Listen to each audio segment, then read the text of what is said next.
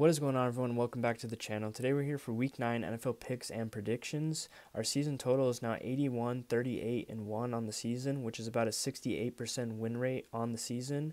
I like to compare that with the best pickers in the world on the site. I'm using ESPN Pigskin Pick'em. There's a guy on there at 92 and 26 on the season, which is about a 78% win rate on the year. Last week, though, I thought we had a pretty solid week. I went 9-3, hoping to go to 10-3 if the Chiefs win tonight. But yeah, we had the Baltimore Ravens over Chicago. We had the Texans over the 49ers. I changed my pick to the Broncos over the Cowboys as well. So coming into this week, we have 14 matchups. We have the Browns, the Eagles, the Jets, and the Buccaneers all on bye this week. But getting started with the Ravens at 2-5, at the Dolphins 2-6 on Thursday Night Football. I'm leaning Ravens here. I think the Ravens are going to start to stack some wins at this point in the season. I would expect Lamar Jackson coming into this game is going to be pretty healthy and look pretty fresh coming into this game. Tua did look pretty good last week versus the Atlanta Falcons. He threw 4 touchdowns. People are saying it was because of the visor he was wearing. We'll see if he can do that again against this Ravens defense that hasn't been all that great, especially in the secondary. And there are some guys, on the Dolphins like Achane and Waddle that you still have to worry about. Even Jordan Brooks on defense at linebacker for the Dolphins. But just give me a healthy Lamar to win that game in Miami on Thursday Night Football. Then we have the Bears at 4-3 at the Bengals 3-5. I think this is a true pick'em game, but give me the Bears. Only 38% of people picking the Bears right now. I just think the Bears are a better coached team right now with Ben Johnson. I haven't loved all of the decisions that Zach Taylor has made, especially in the last couple of weeks. And you're looking at Joe Flacco. I think he's been a great improvement at the quarterback position for the Bengals. He's been able to get some wins for this team, and he's got some good targets to throw to. But I just think that the Bears, I think they have a pretty good offense with DeAndre Swift. I haven't loved the way Caleb Williams has been playing, but I think the Bears defense has gotten a little bit better in recent weeks too. They're able to come up with some turnovers. So I expect the Bears to win this game in a close one, but I really do think it's a true pick'em game because, both teams really need that win. Then we move on to the Colts at 7-1, at the Steelers 4-3. I'm going to side with the Colts here with 62% of people siding that way as well. This is the second consecutive game for Pittsburgh at home, which I don't love. But to me, this secondary for the Steelers, they haven't really covered anybody all season. This is one of the more expensive defensive units in the NFL, and they really have not lived up to expectations. I think they're going to struggle with guys like Alec Pierce, Tyler Warren, Pittman, Downs. The Indianapolis Colts have a lot of receivers to throw to. And I think that Jones has pretty decent protection as well. So I think the Steelers are just going to get outmatched in this game. Like I said, I don't love that it's in Pittsburgh, but just give me the Colts there. Then we have the Broncos at 6-2 at the Texans 3-4, and I'm going to side with the Texans. Only 21% of people picking the Texans. The Texans, they've lost some games this year, but I think they've lost to a lot of good teams. We've seen them lose to the Rams, the Buccaneers, the Seahawks. I do worry about, of course, the offensive line for the Texans, but I thought that the offensive line last week looked better than it has all season long. Same goes for C.J. Stroud. And then this week you're expecting to get, Nico Collins for this game, which I think is going to be a big boost for this team. And of course the Texans defense has been one of the better defenses in the NFL this season. I think that Bo Nix is going to struggle a little bit with that. And you're looking at this game for the Texans. It's their second consecutive game at home, and I think that the Denver Broncos, they play much better at home. So, give me the Texans. I really like them in this matchup as the underdog. Then we move on to the Patriots at 6-2, at the Falcons 3-4.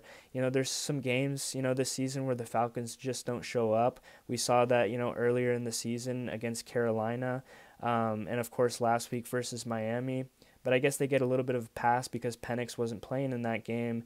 I would expect Penix to be back in this game. He's dealing with a knee injury. But I think the Patriots, they've looked great. Drake May has looked great. I think he's been underrated running the football as well. But I think it's a little bit hard to gauge the Patriots because their last 3 games have been against pretty easy opponents, in the Titans, the Saints, the Browns, maybe not so much. But I think it's a little bit hard to gauge the Patriots. I think people are a little bit high on them right now. And I could see a world where the Falcons do win this game, but give me the Patriots in that one to go to 7-2 on the season. Then we go to the Vikings at 3-4, at the Lions 5-2. Wentz is going to be out. He's out having season-ending surgery. We're going to see if J.J. McCarthy is going to start this game for the Vikings. I wouldn't be shocked if the Vikings go out and sign a guy or trade for somebody like maybe Jameis Winston. But give me the Lions to just outscore the Vikings, especially at home in Detroit. That should be a pretty easy game for Detroit. Then we have the Panthers at 4-4, at the Packers 5-1-1. The way the Panthers win games to me as of late has been running the ball with Dowdle, and I don't think they're going to have great success doing that against the Packers. And then you're looking at the Packers, they're on a 3-game winning streak, and I like the way Jordan Love has been playing a little bit more. We saw last week against the Steelers, he threw 20 consecutive passes that were completed, so I thought that was impressive for Jordan Love. So give me the Packers in that game. I think that especially at this time of year, Lambeau Field becomes a better home field advantage. Then we have the 49ers at 5-3, at the Giants 2-6. This is the battle of the injured teams in this game, and you're looking at Jackson Dart in this game. He hasn't lost a game in New York at home this season. He's only lost on the road this season. But without Scadaboo now, that was a big injury for the Giants. I think this offense loses a lot of their identity. And just from a coaching perspective, I like Kyle Shanahan and Robert Saleh more than Dable, in this coaching matchup to put their guys and rally their guys out there. But I think McCaffrey's going to have a big game here. The Giants have struggled to stop running backs all season long.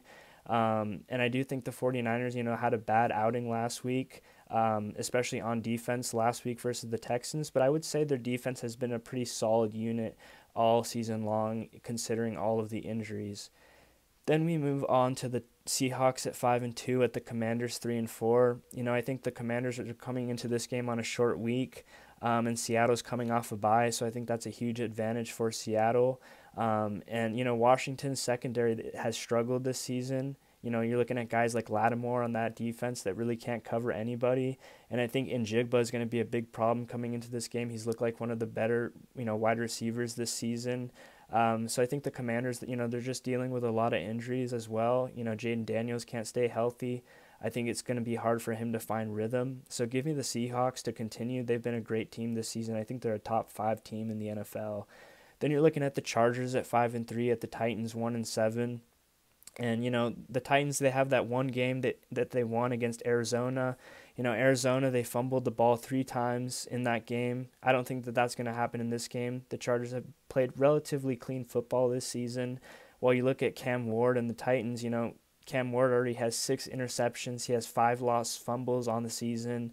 And you're looking at the Chargers, I think they're getting a little bit healthier. We saw Joe Alt, the left tackle for the Chargers, come back last week. I thought that was big. And Aronde Gadsden, the tight end, rookie tight end for the Chargers, is really emerging as a target for Justin Herbert. So I think that that's been a great addition. So give me the Chargers to win a game on the road there. Then we have the Chiefs at 4-3, at the Bills 5-2. I haven't seen this Chiefs game, so we'll see how they look this week. Because this game is on a Monday. But, this Chiefs receiving core has looked great. I think that there's plenty of targets for Mahomes in this game. And I look at the opposite end. The Bills, to me, don't really have a lot of great receivers. I'm not really so scared of Shakir or Coleman or Josh Palmer. Who I am scared of, though, is James Cook. I think James Cook could really be a threat in this game. I don't think the Chiefs, have nearly the type of running game that the Bills offer, with Isaiah Pacheco. But, I think the Bills secondary in this game is just going to struggle with the Chiefs receiving core, and Patrick Mahomes has just looked so good this offseason. I'm going to side with the Chiefs. Right now they're kind of the underdog coming into this game. Then we have the Cardinals at 2-5, at the Cowboys 3-4-1. And the Cowboys, they haven't lost a game all season at home. I think that continues. I think that they win here. I know their defense has been really bad this season, but I'll take Dak to outscore Arizona here in this game. Dak has been a really good quarterback this season. CeeDee Lamb coming back has really boosted this offense as well. So give me Dak and the Cowboys to bounce back after losing to the Broncos last week. I think Kyler Murray should be back for the Cardinals in this game, so I think he could give this offense some juice for the Cardinals. I think he's going to be relatively healthy, with Brissett starting the past couple of weeks for the Cardinals. So I think there is actually a chance for the Cardinals to upset here. They're up. They're really desperate for a win at this point. I think they've lost 5 games in a row now.